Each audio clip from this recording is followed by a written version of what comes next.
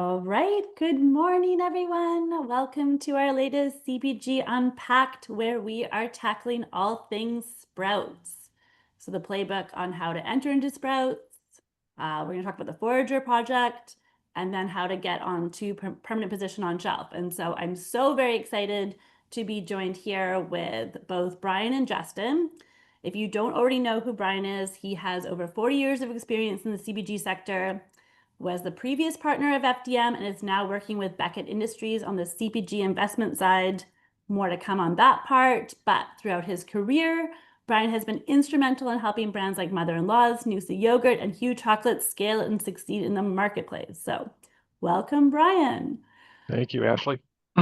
And then Justin is here. He is the head of marketing at Mother-in-Law's Kimchi, where he directed the national launch of their everyday gochujang line of Korean sauces at Sprouts. So he has tons of insights to share on that front.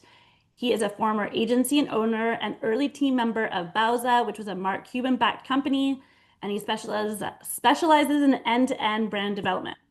So thanks for joining us today, Justin. Um, just a quick intro if you guys don't know who I am one of the founding members here of Social Nature, and I'm head of business development, and we help natural brands launch and scale at retail. So also excited to share some insights on that front. So thanks so much for joining, guys. We have a ton of questions from registrants. This has been a very popular topic, so I'm so excited to get started. How about we start with you, Justin? What was Mother-in-Law's path to getting into Sprouts, especially as it relates to this new product launch? Because I know you guys maybe rethought some of your launch strategy from previous product launches. Yeah. So prior to launching our new line of everyday gochujang, which is like a shelf-stable hot sauce that uses real gochujang in it, we actually launched a line of kimchis there a couple years ago in the summertime. So joined the company right as that launch was going live. It's our first time working together. Ashley with the social nature stuff too.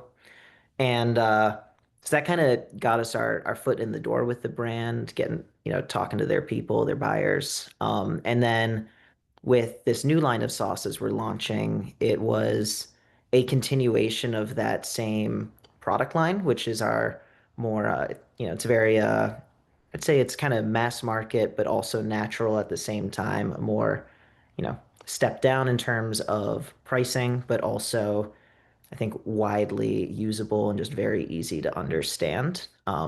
So we worked on that product for a long time. It was actually in development for 3 years, and we just couldn't quite get a retailer to bite. And then in Q4 of last year, we decided that we were going to completely overhaul the label, the messaging strategy, even some of the formulation, cut down the amount of flavors we were working on.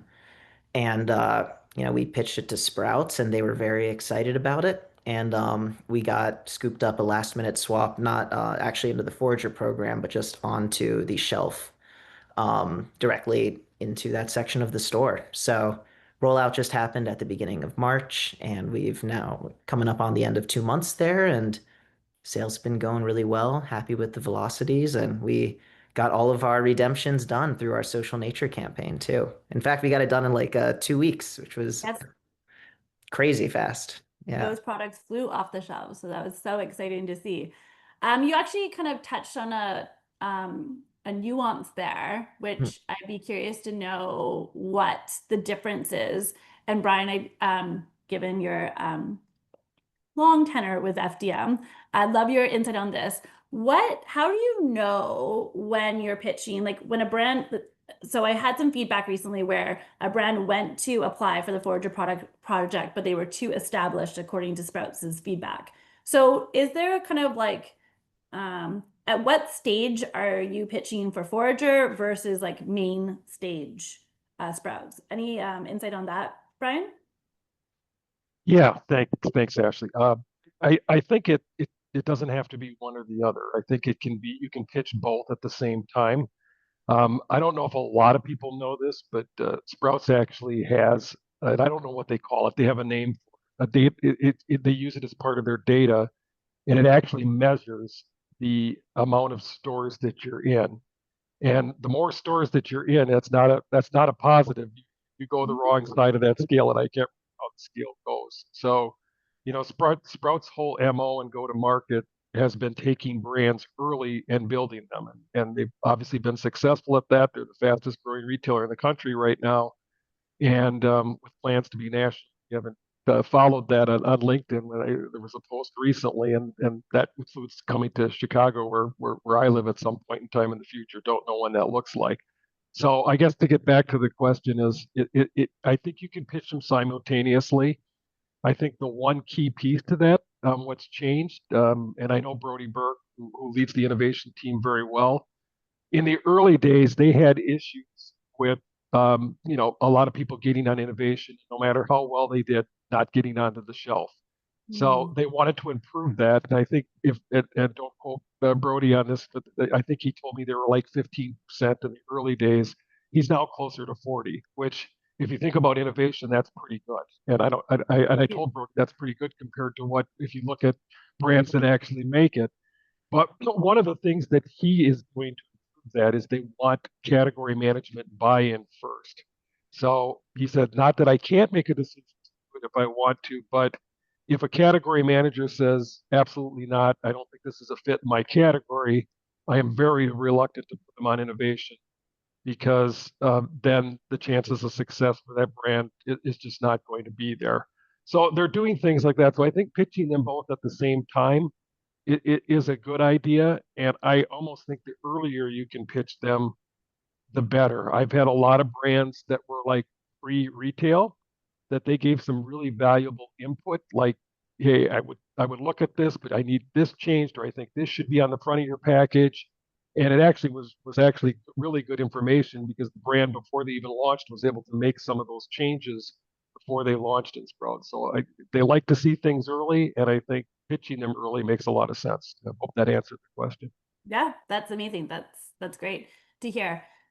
And when you do go to so Justin, now that you do have you have your footprint in Sprouts on permanent position on shelf, correct? Correct. Yeah. Yeah. And I guess one of the things that a lot of brands ask us is that, okay, so you get on shelf, now what? And one of the registrants, and I know it's a meaty topic, is retail media is very popular right now. And so I'd love to maybe like explore a little bit about what levers you look to pull. And I think there's always this balancing act about some of the investments in what Sprouts is asking you to do, and then investments outside of the Sprouts ecosystem. So maybe you can speak to that. I know what the question specifically was, how does general Instacart compare to the Carrot ads via the Sprouts program? So maybe you can speak to that because I know it's a hot topic for many brands. Yeah, yeah. So definitely have a lot of thoughts on this question, not just my work with mother-in-laws, but some other freelance consulting I do outside of it.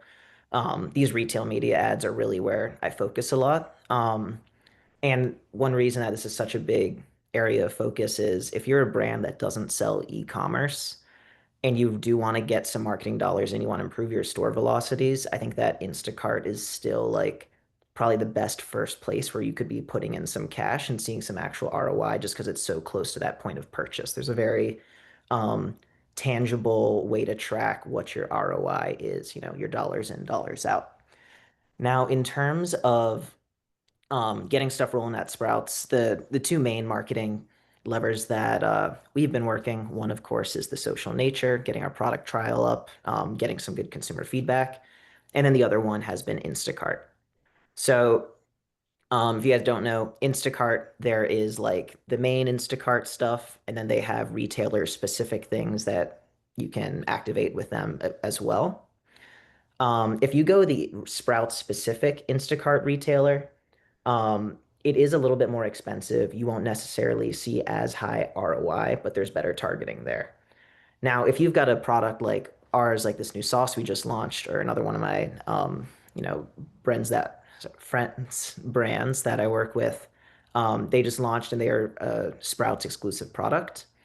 Um, I would recommend just going with a general Instacart campaign because how Instacart works is if you want to promote your product, that ad won't be shown to anybody who's not in the Mhm. Sprouts network, who's not like who doesn't have a Sprouts nearby them. So for example, I live here in Manhattan, not a ton of Sprouts nearby, so I wouldn't get those ads that I run to promote that product.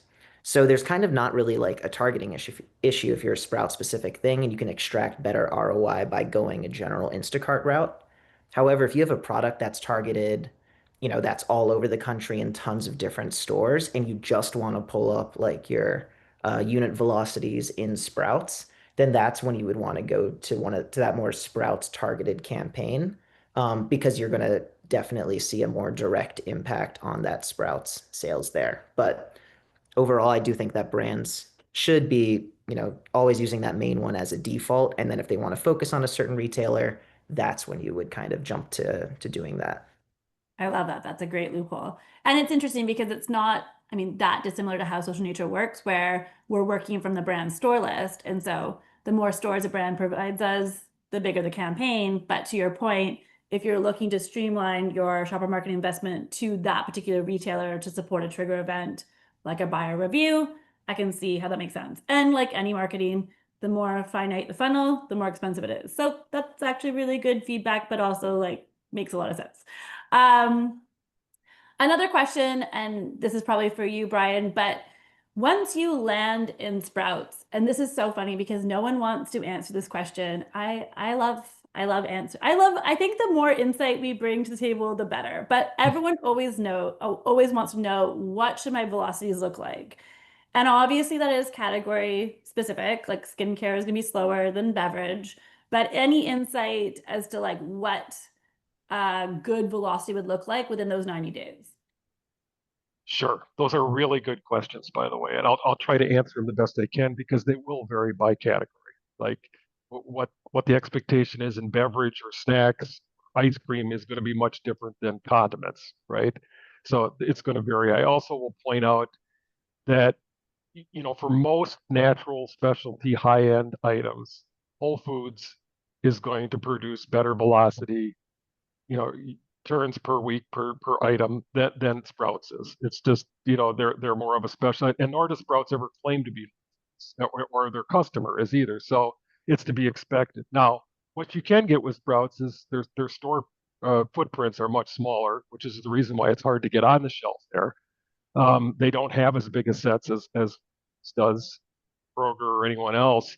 So you're also not competing against as many items on the shelf. They have to be a little more selective. So that does help your volume. So certainly Sprouts volume is better than a Kroger volume or an Albertsons volume for sure. They fall probably a little bit below Whole Foods as far as the high end items go.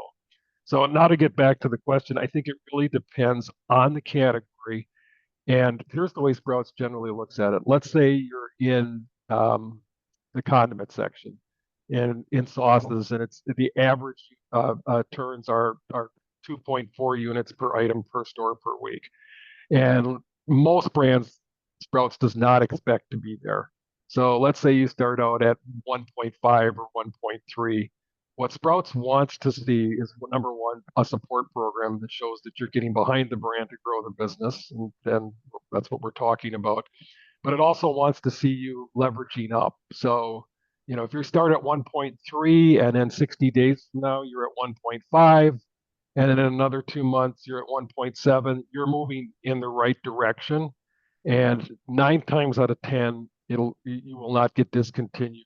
Again, it varies on category managers, what's going on in the set, but by and large, as long as you're moving up that scale and getting closer to where that category average is, you're all right.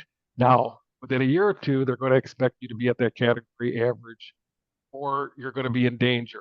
I will also say, if you're providing some unique attribute, like for instance, if you're in honey and you're doing a non-honey allulose-based product, they're never going to expect you to be at what the honey average is. So they will look at niches within the category and say, okay, I don't expect this item to be at that average, but so they'll have a different expectation for that, and they'll be fine with that. So it doesn't always have to be going to be at that category average, because certain items in the categories are always going to move more. and they have you in there for a reason to meet the customer need.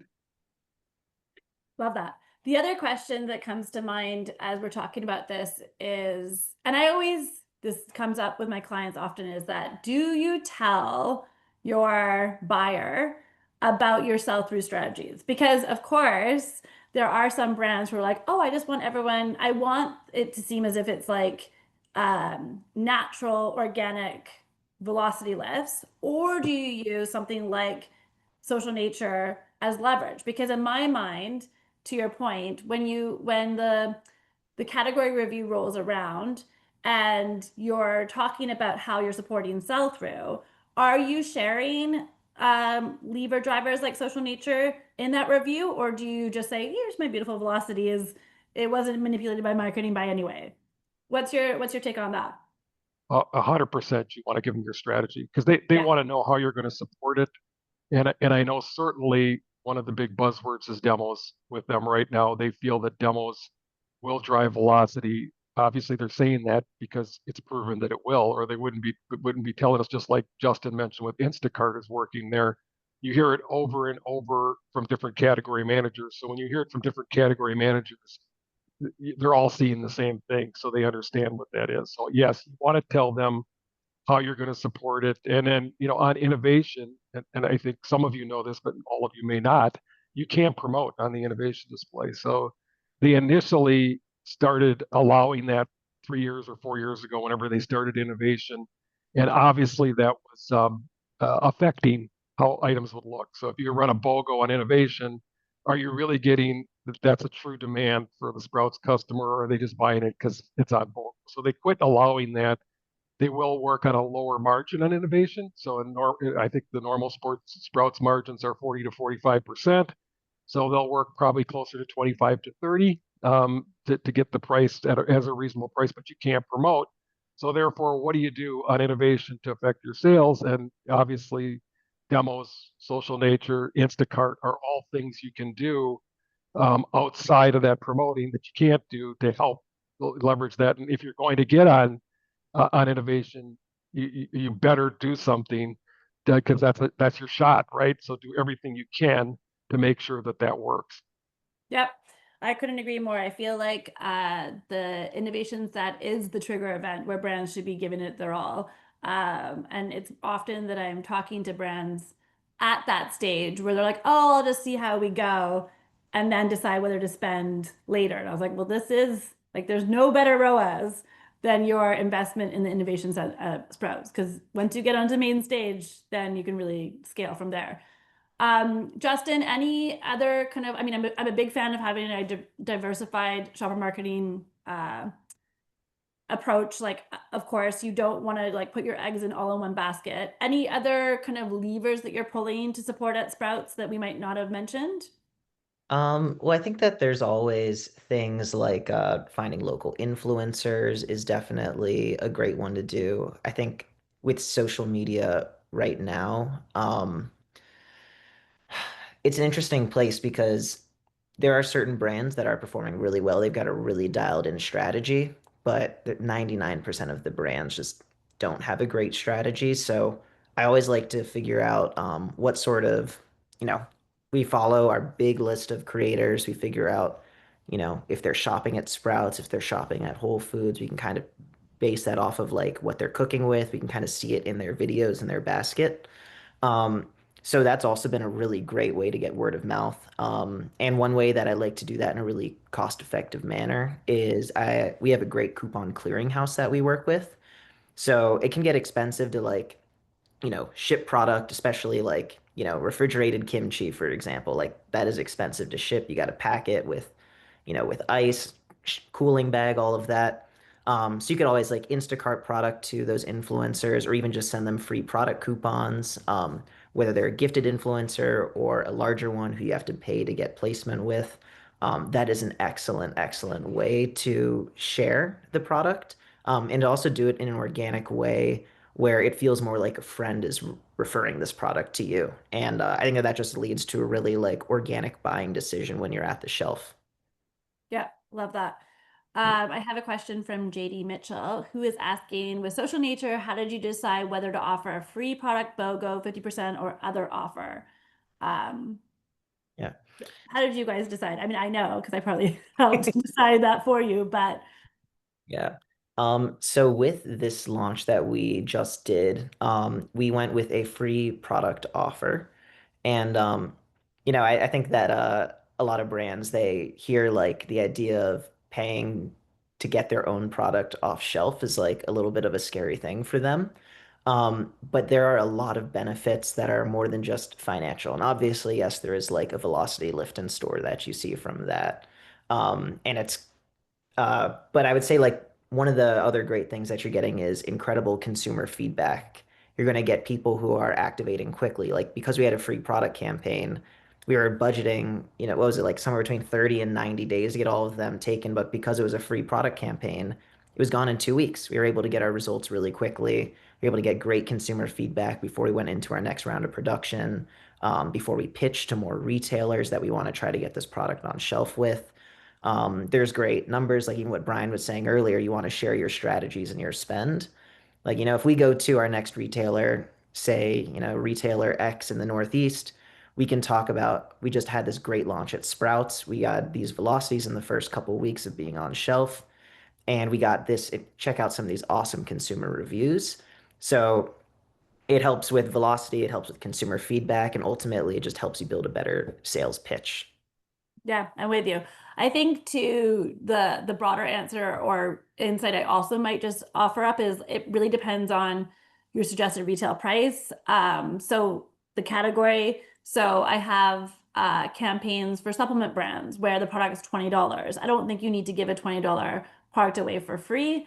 Um, and so it depends on probably that, right? Is that in that scenario, we were able to cast a really wide net against a lot of stores and then offer up the 50% off, which helps kind of offset some of the product costs. And for the everyday gochujang, because new customer acquisition was just so important at that point, I don't like to mess around with like the velocities. I just want to get your new customers in the door and have that retargeting take into effect as well. So there is kind of different approaches depending on the need.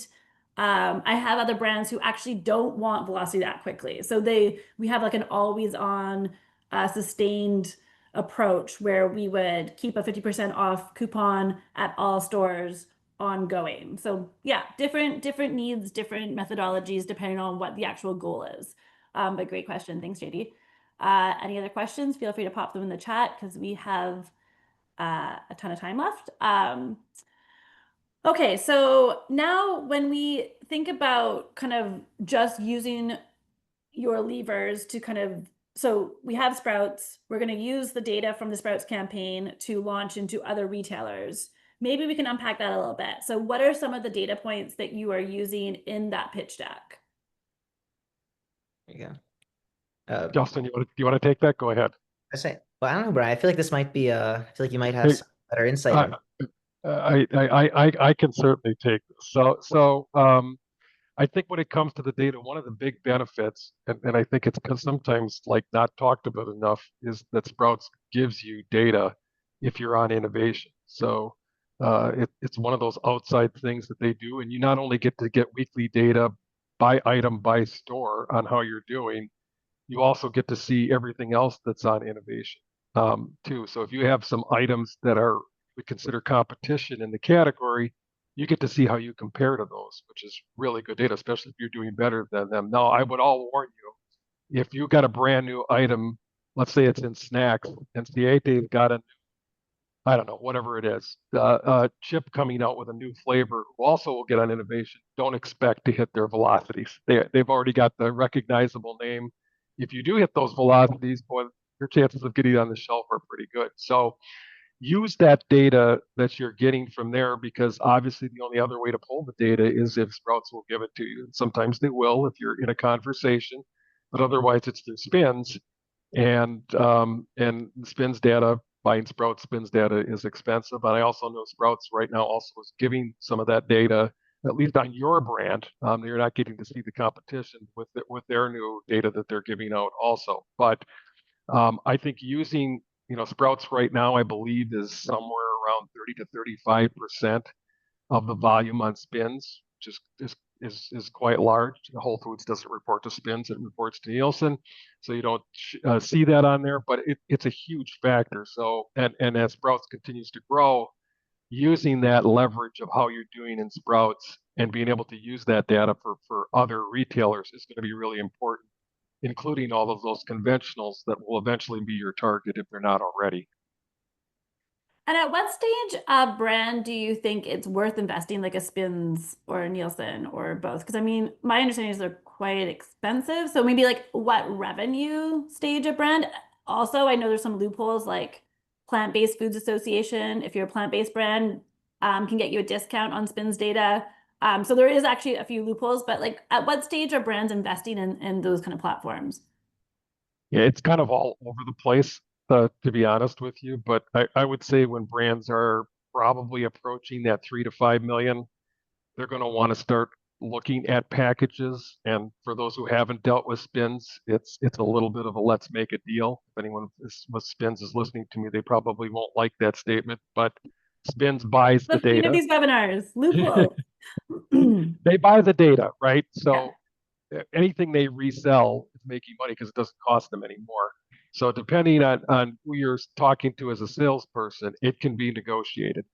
So now you can also sign up with some brokers at FDM. We had the data, we purchased the data.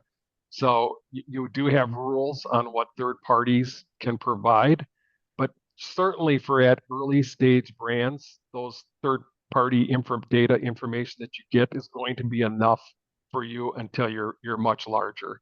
So to go out and buy that your own package at a when your brand is at 3 to 5 million is going to be probably over your budget. So I would say try to lean into some of those organizations that can provide some of that data for you as part of your package with that broker or sales agency would be the smartest move. That makes sense. I'm getting a few questions here, so I'm going to pause. Okay, so to back up, does Sprouts have an official demo program? My sense is yes, but any sense of if they do, how much does it cost? Any insight on the demo program at Sprouts? If they did if they do now, it would have had to been recently. They abandoned it right around COVID time, I believe. Mhm. They had a national demo program. I know I have some Sprouts people that told me they're going to be listening to me and grading me, but it wasn't a very good demo program. I think most of them would have agreed with that. So I don't think they've been able to. Again, it's much harder for a chain as they grow, and they're in so many states to find demo agencies to do that. So as far as I know, as the last I checked, they do not have a national. Justin, Yeah. have you done any in-store demos at Sprouts? Not with Sprouts, but yes, with Whole Foods. I know that they have their own demo program. But we actually decided to go with an outside agency called Grassroots. If you know the startup CPG community, Yep. I've heard of them. But they were great. It was only like 20 bucks more per store. I think Whole Foods was like $180 if you activate with them, and it was like 210 per store with Grassroots. I don't know if that was an intro offer or not, but we got some really, really great data out of it. They went to every single shelf. They took a photo. They tracked the amount of people that came by. They had quotes from customers. Like there was so much positive stuff that came out of doing those demos. And actually, fun fact, my very first job in the CPG industry was a decade ago, doing demos in stores for my uncle's chicken sausage company. And Amazing. I've seen firsthand like how much of an impact it really does make, especially if you've got a product that samples well. So demos are great. Go with an outside agency if you can't find one through the store, but sometimes those outside agencies can have a really great program for not much more money.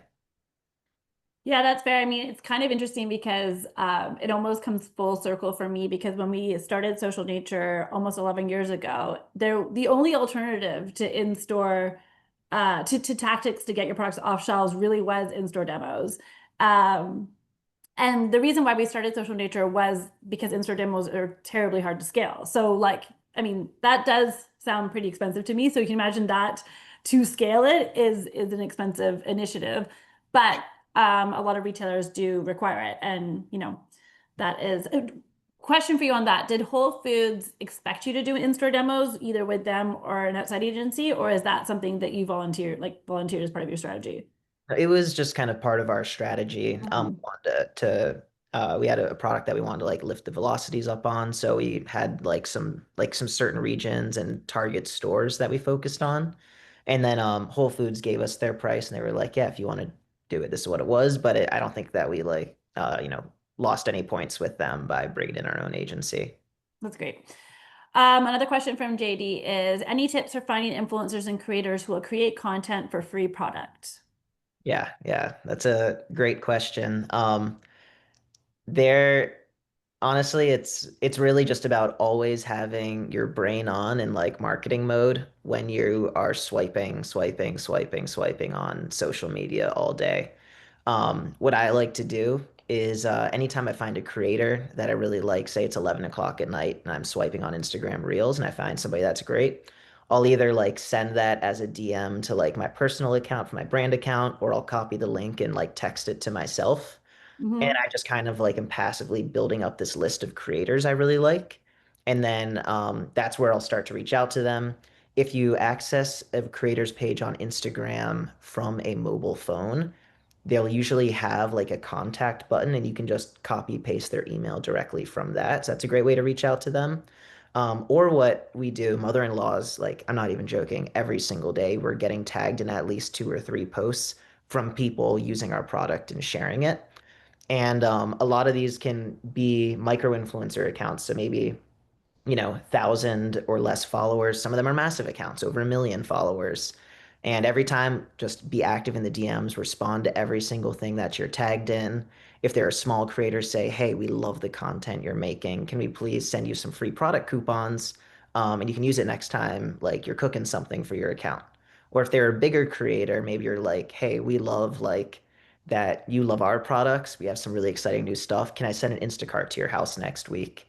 And it's tough with gifted stuff like that. You cannot like guarantee that they're going to post you. You can't guarantee they're going to collab. But it's better than nothing, and it's a pretty lean way to do that sort of activation because influencers can get very pricey. Well, I was Hmm. just going to ask you, at what point do you pay an influencer? Like, I'm assuming like quality of content, but also question around followers. Is there a certain point where if they hit a threshold, you start paying? And also, how much are we talking about here? Yeah, I mean, it's really dependent because you could have a person with 1 million followers who would charge, say, I don't know, I've been quoted on, $15,000 for appearance in an Instagram reel with other brands. Like, it's crazy what they can charge sometimes. Um, but sometimes it's a better fit for a brand where you work with somebody who has 10,000 followers and their community really matches like your brand and your messaging and the type of products that you have. And that person who has, I mean, we're in the age of TikTok and Instagram Reels, anybody can go viral. A person with 5 or 10,000 followers could have like their first big couple videos really start to pop off. They're kind of figuring out their format, and you would want to, hop on board with that quicker than you might want to hop on board with somebody with a really large paycheck who has millions of followers because they might just put together something that doesn't really help you hit that audience that you're trying to get in front of. 1,000%. And I also know there's a lot of affiliate programs out there where you can kind of look to create your own affiliate program through your own customer base. Any experience or interest in doing that? Yeah, we're I've always like trying to figure out what is the code to crack for that. It's tough if you're not on e-commerce because Mhm. it's really just about trying to get people into retail stores, and it's always so hard with email and with social media to do that. Um, so maybe there's ways that you can pull like that together with something run on free product coupons or run on like, rewards or gift cards, things like that. Um, but personally, it's not something that we've worked on yet, but I think that if you've got a community building around your brand, like that is something that you should prioritize. Or Facebook groups are great too, actually. For sure. Yeah. Uh, Um, Brian, question for you, because I have Steve here who has a private label brand. He also has his own branded product, but he has a private label version, which just got into innovations that Fingers crossed for you, Steve. It looks like you got in, so great. How does he market the private labeled product? Like, can he use retail media like Instacart? Is it worth doing, or is like, how do you talk about a private label product? You mean at Sprouts in particular, Yeah, or in? I would say it Yeah, sprouts the question, but I think in general, like how are you promoting a private labeled version of your product versus like your branded product? yeah, it's tricky because a lot of times you don't want people to know you're Yeah. necessarily doing private label. And most retailers treat it almost like it's two separate organizations, as you know. Category managers tend not to like to lose space to the private label team, no matter which retailer you're in. Although I would say Sprouts probably works a little more hand in hand with that because they obviously have a lot of private label. But even so, anytime a category manager gets told, and they get told this private label product is coming out, um, they don't have a choice. So that means something else isn't getting in. So I don't know if I can answer that question completely. I think it's really tricky to try to promote a private label item in a store. I don't think there's a lot of people that actually do it that I've seen, but I could be wrong on that. I'm with you. I've never tried to promote a private label product, so I can see your challenge, Steve. I'm kind of with you there. You have to be careful how you're like the consumer perception of private labeled. I think that's for you touched on that for sure. Uh, Um, yeah, I mean, oh, you said all you have to do actually is go to Trader Joe's, and you can probably guess who the brand is behind a lot of the private label right? there, but I don't think any of them are coming out and screaming it. No, for sure. Yeah. That's our insider scoop, I think, is being. I always talk to my husband about like, did you know all of the stuff that goes on behind the scenes? Anyways, a follow-up question for you, Justin. Did you see great ROAS from in-store demos or sampling? And does Grassroots execute displays and shippers? Gotcha. Personally, with all of the demo stuff I've worked with, yes, I do see a lift and a ROAS coming out of that. I think there's also just a general brand awareness that's very hard to quantify that you get from it too. Um, and just having a person on the ground there, like kind of being that friendly face that can be associated with the brand is one thing. Um, sorry, the other half of that question was the Grassroots shippers, yes. yeah. Um, I personally didn't work with them on any of that stuff. If you want a connection, you can email me, justin.zotos@gmail.com, and I can tee up an intro for you. Um, and you can ask them those questions, but I'm not sure if that's part of their offers. Yeah, I think there's obviously a lot of questions coming through, so I think that goes for all three of us. Like, feel free to ping us and find us on LinkedIn because I know that we're all very accessible. Maybe like before we kind of close out, because I want to be mindful of time. I feel like you both have a tremendous amount of experience in CBG, and one of the questions that came in from the registrants, which I think it could be a cool like way to round it out, is what is your biggest like aha and learning in kind of this whole journey of CBG for you? Ooh. Who wants to go first? I can take it. Well, here's what I would say is you can get old in a hurry in this industry if you don't keep up to date. Things change as overnight. No one could predict that plant-based was going to fall off the face of the earth as fast as what it did. Now, I don't think plant-based is dead. And categories where this happens, it always reinvents itself.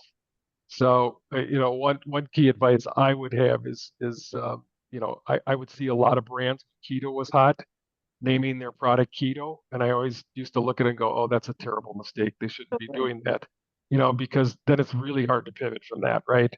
So it's easier for a plant-based brand to pivot and maybe put plant-based on the back after plant-based took its dive and put other key attributes about your product on there that you can do and reinvent yourself that way. So the trends will change, keep up on the trends, be a student of the industry, I think would be my best advice when it comes to that. And so that you can stay on top of those changes if you can before they happen. A lot of times they catch you by surprise and happen overnight. I think one last is I don't know how many more questions or tips we'll get here, but one last thing since this is Sprout centered. One of the biggest things I get from brands that I'm talking to is they'll say, I've heard really bad things about Sprouts innovation. Like you don't get on the shelf, it isn't executed well, and I always ask, well, can you tell me a little bit more about that? What do you base that on? And I said, if you just got into innovation and said, "Hooray, I'm on innovation, everything's going to go smoothly," guess what? You're probably dreaming because you need to be able to monitor everything. As you know, both of our two big distributor logistic companies have trouble with logistics.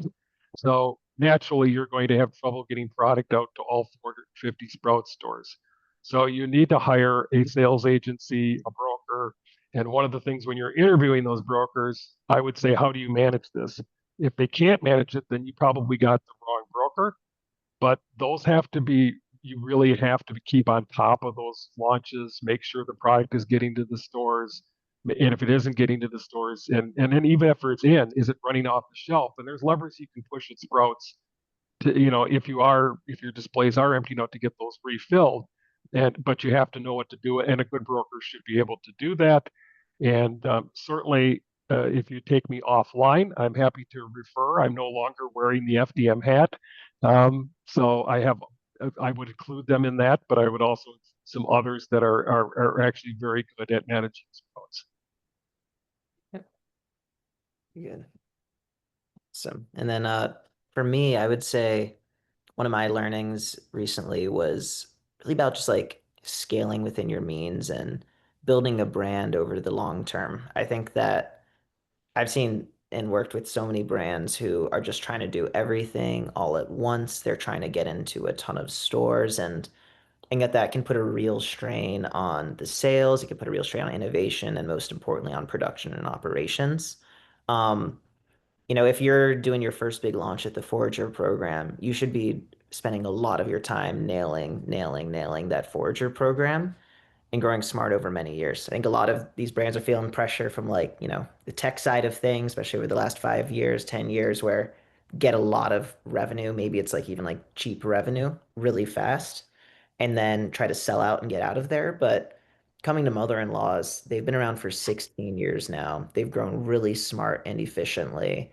And I think that they're just in such a great position as a brand to continue to grow, and you really do see the compounding effects over time. If there's any book nerds in the audience, I recommend reading the book Ramping Your Brand. It really talks all about that strategy and thinking about building your company in stages over the long term. I Great love book, that. Justin. I read it. Oh, there we go, right? Industry. I have a follow-up question which does speak to that, I think. Okay, so JD wants to know what kind of promotional budget would you recommend for the Sprouts Innovation Set, knowing it's like such a big opportunity, but also no guarantees. Although I'm with you, Brian, a 40% hit rate to get on main permanent position on a shelf is like that's a great win rate. So that's amazing. I think that those are great stats and it's worth investing in that trigger event, but how much are we talking as an average investment? I'll just tell you guys, our minimum spend at Social Nature is 15K. And so that is often recommended for us to support Sprouts Innovation Set, but curious to know how that kind of aligns with what you would say is a ballpark budget for that trigger event. I want to let Justin go first on this one because where I pay attention to this is more from a percentage standpoint, like Mhm. what do you expect to spend? I think Justin, you'll know in dollars because you just kind of went through some of this. Yeah, yeah. I would say if we're talking like Instacart, and actually agree with all your points on the social nature side of things, you are the pro. Mhm. For the Instacart stuff, you would probably want to start at say somewhere between, it depends how many stores you're in, but somewhere between $1,000 to $2,000 a month into like a sponsored product campaign, or maybe you split and put a little bit of that into display, but probably sponsored product first. And then what you want to do is every week or two, increase that budget, that daily budget by somewhere between 10 and 20% and keep pushing it, adjusting your targeting. And you want to keep inching that ROAS up, up, up, up, up. And then once you see that ROAS kind of start to cap out and then start coming down a little bit, that's when you've kind of hit your maximum point of return right there. So scale smart, scale efficiently, start low, and yeah, start growing. Love And that. I'll And answer this a little differently oh than yes, of course, please. I look at it more from a percentage basis, and here's, I guess, a preface to that is, when everyone hears they got in at Sprouts or Whole Foods or whatever it is, it's like, yay, celebrate. And I always say, well, now the work begins, Yeah, because now we have to work. staying on the shelf and spending the money to stay on the shelf is two different things. And I sometimes think people celebrate the victory too much and then try to get by cheaply. And I think it's a huge mistake. It's very costly, as you know, both from a slotting standpoint to get on any retailer's shelf, not to mention the cost of like all the distributor cost of setting up and getting in the warehouses. And then if you fail, the negative cost of the credits and picking up stuff off the warehouse, and not to mention the skeletons in the closet because you didn't make it, are much, much worse. It's really hard to recover any brand that's lost that distribution, right, at one time. So it's easy to say because it's not my money, but I also have been involved enough to know that it hurts to spend that money. But a normal promotional spend for most companies is around 15%. But I'm telling you, almost all the companies that I've worked with first year, it's in the 20 to 25%. And you have to remember, you're new. People aren't going to find you by accident. So spending that money now to get where you need to be a year from now, which generally, if you make it a year, you could figure yourself to be fairly safe. Then you can slowly scale down that spend. But trying to go on trying to be cheap on this, or cut corners, it probably isn't the time to do it when you get in one of those major retailers. You have to overspend almost to get success. I would say that that is one of the biggest aha moments that I've had is almost everyone I talk to is ill prepared for the marketing spend, whether they spend it on social nature or otherwise, they sorely under budget for shopper Mhm. marketing. And so what I tell them, no, no, no, like you're going to need to be spending, $30,000 at minimum to like support innovations that they're like, oh, okay, I had no idea. But that actually brings me to my next point, which I can't believe it's taken me this long to bring up. But one of the unique things that I want to talk about before we let go is your change from FDM to Beckett, because one of the cool things that I find really interesting about Beckett Industries is that you folks are now investing in emerging brands. And I think most brands right now are having a very difficult time finding potential investors as early stage, especially in this retracted climate. So maybe you can speak to a little bit about what made you decide to work with Beckett and what are some of the things you're looking for in brands as potential investees? Yeah, thanks, Ash. It's a good question. So I really did, when I announced my retirement plan, was planning on mostly retiring. That was in consulting. But I had started working with Beckett, and FDM was always focused on emerging brands. That was most of our companies were always looking for brands, were mostly looking for money at some point in time. So I was connected to different investors, whether they be angel investors or former owners that we had worked with. But since, and I use COVID as the general time period, but since COVID, the money had dried up drastically. Like the larger firms were not looking at brands until they hit, the 20, 25 million, maybe 10 if you were lucky, but brands wanted to see you made it first before investors were, before they would get there. So Beckett was one of the few in my last year of working there that was working on early stage brands in that kind of $1 million to $10 million world. They just didn't have the CPG experience. They were more invested in retail or real estate at that time. So 3 days after I left, the owner Danny Beckett approached me and said, "I'd like to make you a partner."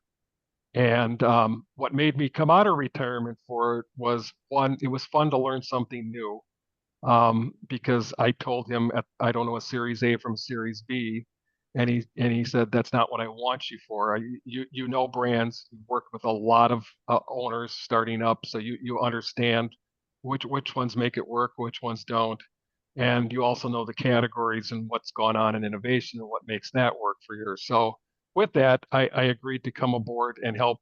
And a part of a term that I heard early on is smart money. More and more brands are looking for what they call smart money. Now, I don't consider myself smart. I'm just old and I know a lot at this point. So brands are looking for money that can help them. So brands, if you're bringing in some money, so we're trying to build a team that can not only give you money, which everybody needs, but also to get you where you want to go faster.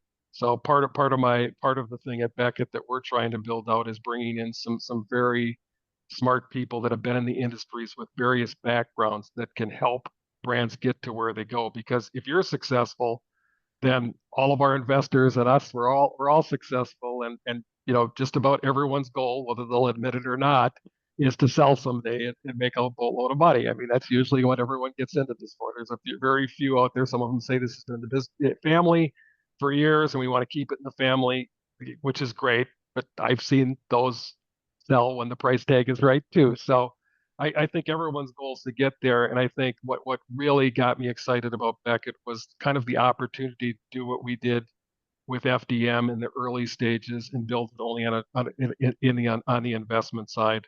And for a guy who is 66 to do something new and fun again at my age, I felt lucky to be able to do. And so we're excited to be out there.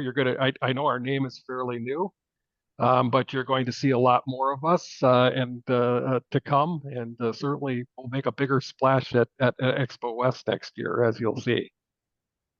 Love it. Awesome. All right. Well, thanks so much to you both. This was an exciting conversation.